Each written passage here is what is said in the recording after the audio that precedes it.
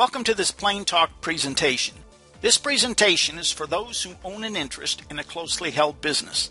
The focus is on protecting yourself with a smart buy-sell or shareholders agreement, as it is sometimes called.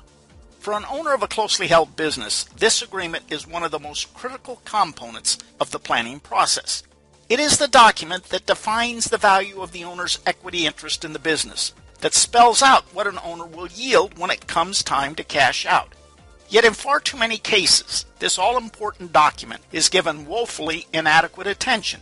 When the entrepreneurial bug bites a group of charged-up business owners, they usually are focused on making the business succeed, maximizing revenues, and minimizing expenses. As for discussing potential breakups, the risks of the three big Ds, death, disability, and divorce, and all the other issues that should be addressed in a well-structured buy-sell agreement, well, there's often little or no interest in going down that path. Business owners need to prepare early for the day when they will part company for whatever reason.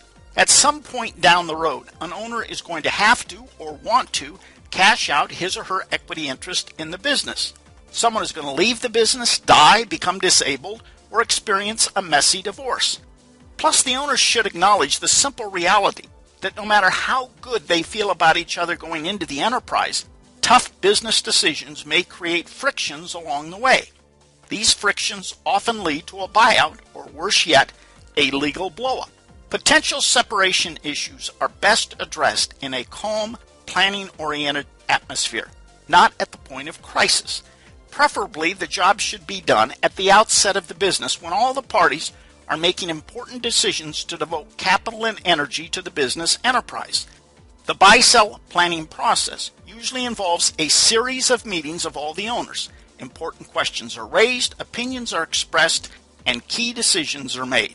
This presentation focuses on 4 dimensions of this buy-sell agreement planning process. It first reviews the different types of closely held businesses and how the dynamics of the buy-sell planning process may vary with each type. The discussion then discusses the primary objectives that usually should be considered and prioritized in the planning process. This is followed by a case study that illustrates 10 key structural issues that should be considered in the design of any agreement. The presentation wraps up by reviewing 8 of the biggest mistakes that are commonly made in structuring buy-sell agreements among private business owners. This presentation has only one purpose: to help educate business owners and advisors who want and need more information. At the end of some of the questions, you may want to pause the presentation. Take a breather while you reflect on a specific point before moving forward. And you may want to go through the presentation in more than one sitting. The idea is to take it at your own pace. So let's get started by focusing on the different business types.